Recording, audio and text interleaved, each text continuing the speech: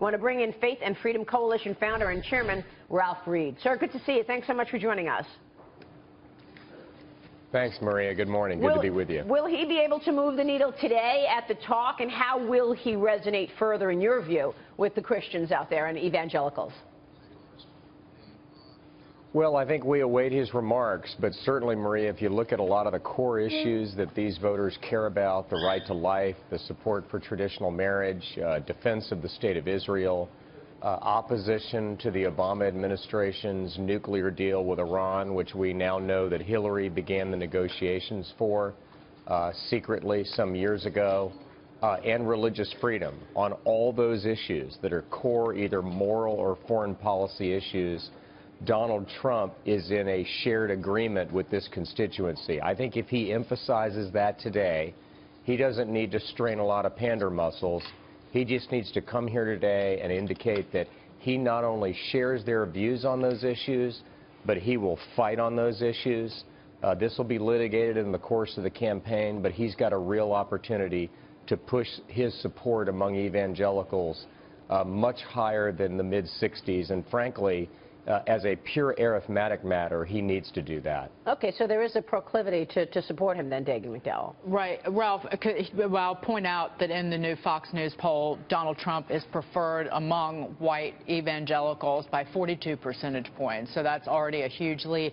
Where do you think he is lacking in terms of all of those issues that you went over? What does he need to work on the most, you think, as a candidate? Well, I think, first of all, we have to give credit where credit is due. Donald Trump won the evangelical vote in the Republican primaries, and I don't think there are a lot of pundits or a lot of prognosticators when you had people like Ted Cruz and Ben Carson and Mike Huckabee in that field who would have thought that would have been possible. So he's already demonstrated that he can win this constituency against tough competition. It's really a matter of getting this up to where Romney was 4 years ago, which was 78% of this vote, where George W. Bush was in 2004, 78%. John McCain won about 68%. That's not enough. The other thing isn't just the margin within this constituency, it's the turnout. We believe that there were somewhere between 6 and 9 million evangelical voters who could have voted that were registered that need to turn out. Now, obviously, it's got to be in the right states. It's not just the national numbers. It's the key battleground states of Ohio, Florida, Virginia, Iowa, Pennsylvania, and so forth. And therefore, some of this gets down to ground game.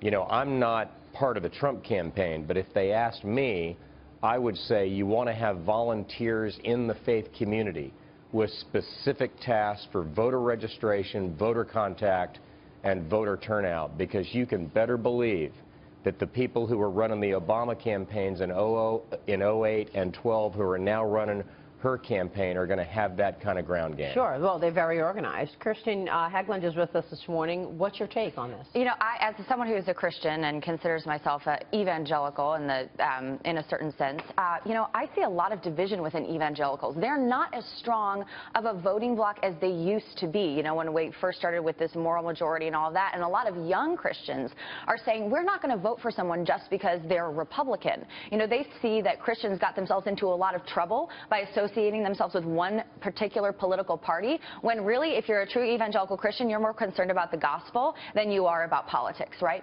And so I think that you're seeing a transition away from the real influence that they have. And I think that a lot of Christians are being challenged in this election with Donald Trump to really vote on the basis of character.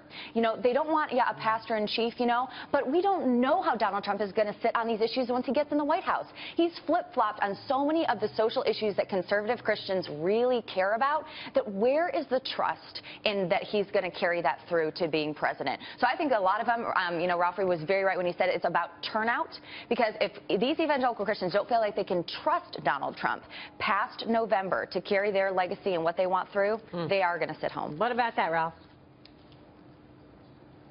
Well, I definitely think there's some of that, and he's got some work to do. But I think that's why he's coming today. And I think there's a sense in which I think the Trump campaign understands that there's still some work to do between now and Cleveland next month to unite the grassroots, not just Republicans, but conservatives and center-right independents. But I would just make the point that this is the first time a Republican nominee or presumptive nominee has appeared at this conference or its predecessor in 20 years. Wow. That's quite a statement just by him taking time out of his busy schedule. You know, a lot of times these candidates, they want to hug you in the primaries, but then you've got leprosy in the general. They don't want to be seen with you. They don't want to be associated with you. That's not the case with Donald Trump. I know him. I've known him for a number of years.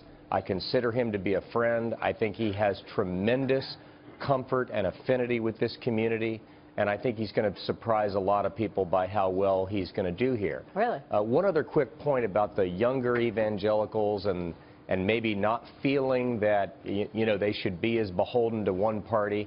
I totally agree with that. But this has nothing to do with partisan affiliation. It has to do with the issues that I talked about. And on life, on marriage, on religious freedom, on support for Israel, and on giving the mullahs in Iran access to ballistic missiles and ultimately nuclear technology, there's only one candidate in the general election who stands with this community on those issues.